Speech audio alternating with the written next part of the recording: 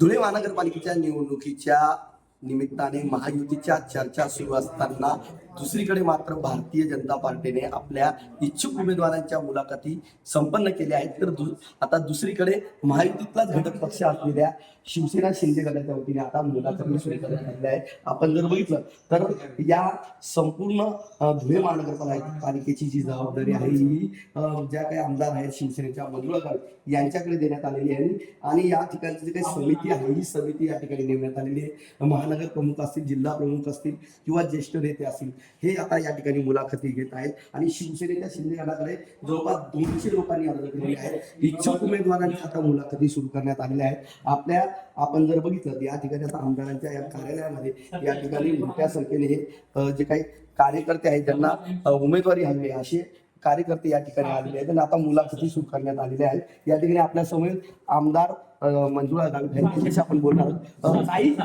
नाही 77 युतीची चर्चा आहे मात्र आपण मुलाखती घेत आहात. किती जणांनी मुलाखतीसाठी अर्ज आलेले आहेत? या ठिकाणी जवळपास हे 2-3 दिवसापासून आमच्याकडं पक्ष कार्यालयात इच्छुक उमेदवारांची मागणी येते आणि त्यासाठी आम्ही त्यांच्याकडनं फॉर्म भरून घेतोय. तर आजपर्यंत जवळपास आमच्याकडं 170 ते 75 फॉर्म या ठिकाणी आतापर्यंत उपलब्ध आहेत आणि त्या पद्धतीने सर्वच उमेदवार, इच्छुक उमेदवार या ठिकाणी आमच्या या कार्यालयात आलेले आहेत आणि त्यासाठी आम्ही त्यांच्याशी चर्चा करून त्यांची मुलाखत आम्ही घेत आहोत. एकीकडे युतीची चर्चा सुरू आहे मात्र दुसरीकडे आता त्यांनी पण मुलाखती घेतल्या, आता आपणही मुलाखती घेतल्या. कसं आहे, इच्छुक उमेदवारांच्या मनात काय आहे किंवा काय नाही ते त्यांच्या मुलाखतीतून आम्हालाही कळेल, त्यांचा अंदाज येईल, यासाठी हा मुलाखतीचा विषय असतो. आणि त्याच्यानंतर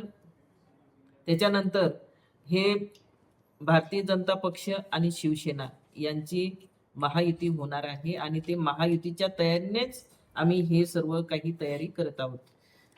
नक्कीच या ठिकाणी आपण जर बघितलं तर महायुतीच्याच माध्यमातून महापालिकेच्या निवडणुका लढवल्या जातील त्याच पद्धतीने आम्ही तयारी करत आहोत. म्हणूनच या ठिकाणी शिवसेनेच्या उमेदवारांच्या इच्छुक असलेल्या उमेदवारांच्या मुलाखती आम्ही घेत आहोत असं या ठिकाणच्या आमदार मंजुळा गावित यांनी स्पष्ट केलेलं आहे.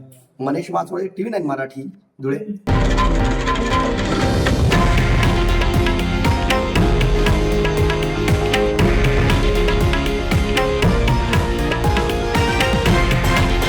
हे आहे देशातील नंबर 1 न्यूज नेटवर्क आणि आपण पाहत आहात TV9 मराठी, एकमेव.